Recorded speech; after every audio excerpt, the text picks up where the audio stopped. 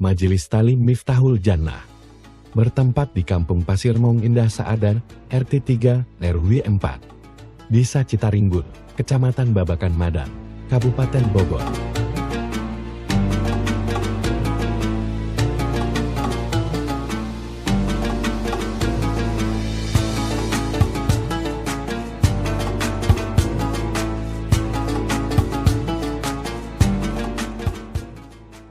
Pak, apakah tidak ada wali macam Bapak seorang wali, pembantu-pembantu Bapak? Bapak diam dan nunduk gitu. Menunduk dia. Langsung kayaknya nggak ada nih, sendiri.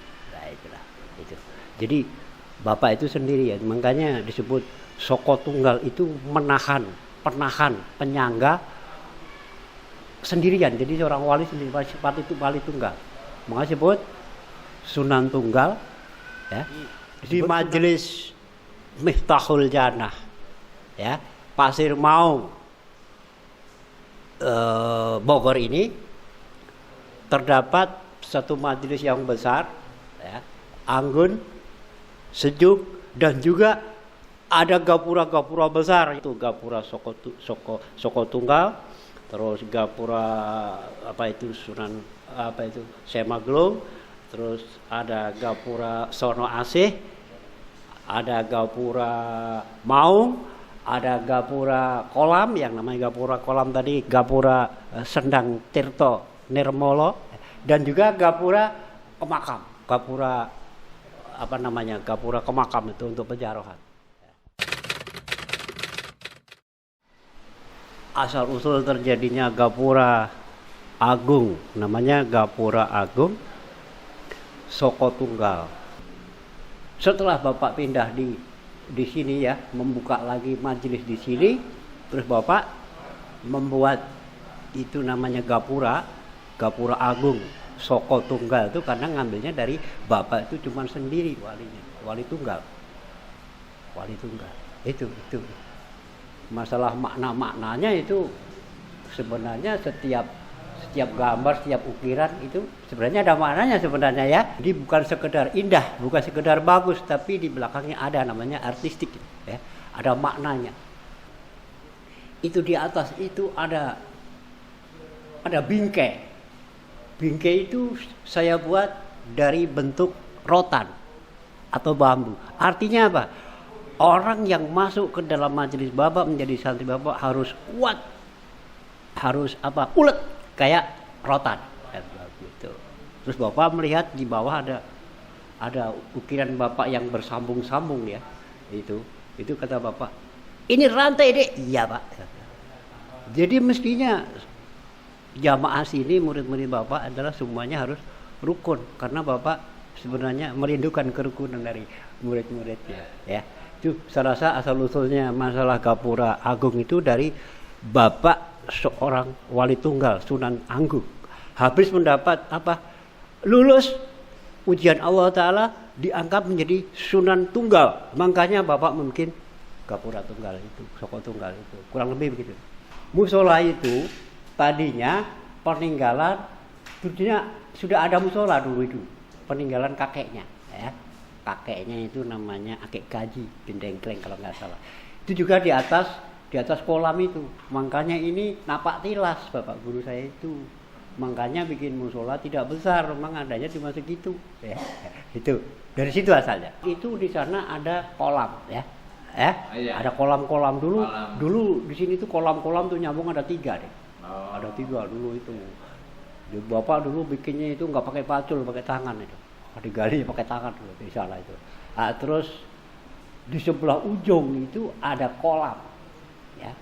Ada kolam itu tujuannya Bapak dulu pernah bicara bahwa untuk tempat pengelangonan ya. Pengelangonan orang Sunda bilang untuk hiburan anak-anak putra-putrinya ya. Nah, itu karena dulu waktu kita masalah Sungai Ragi di Cirebon ya. Nah, itu. Makanya saya bilang sanggup. Makanya sekarang alhamdulillah setelah kolam jadi dan dibikin gapura, ada gapuranya ya. Dan kolam itu saya sendiri bikin nama ya, yang namanya Sendang Tirta Nirmala. Sendang Tirta Nirmala. Artinya itu banyu panguripan ya, kolam panguripan untuk obat. Nah, itu begitu tujuannya begitu. Tempat berendaman ya untuk orang mengambil barokah di situ ya, atau untuk mendalamkan ilmu di situ sambil wirid sambil rendam di situ, tujuan Bapak gitu. Bapak itu sampai untuk membuat banyak gapura. Ya, gapura.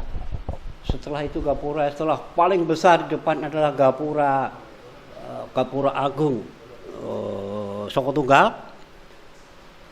Terus sebenarnya ini pertama nih, gapura yang di sini disebut gapura atau Karangapes ya, Karangapes atau disebutnya Syekh Magelung ya, gapuranya Syekh Magelung. Nah, itu udah tahun 90-an, awal-awal ini. Terus ada lagi gapura, yaitu gapura ujung timur sana, itu namanya gapura Sono Asih. Yang artinya sono itu rindu, kangen, Asih sudah mengatakan, gitu ya. Habis itu berkembang lagi, Bapak mengerjakan anak-anak ya semuanya itu mengerjakan membetulkan makam. Ya, ke makam. Wah, makam itu saya buat dulu. Ya, itu secara tiba-tiba saya sendiri ya sama anak-anak saya kerjakan.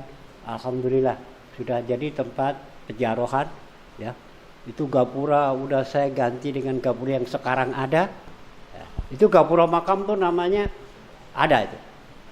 Itu makam itu dulu saya buat nama Mandiro Saketi. Ya, makam ya, taman makam Mandiro Saketi. Ya, itu bahasa kuno ya, nggak tahu ya. Bahasa kuno. Mandiro itu artinya pohon rindang. Saketi itu 1000. Jadi pohon 1000 pohon, taman 1000 pohon itu artinya. Backgroundnya itu pohon besar, itu iman.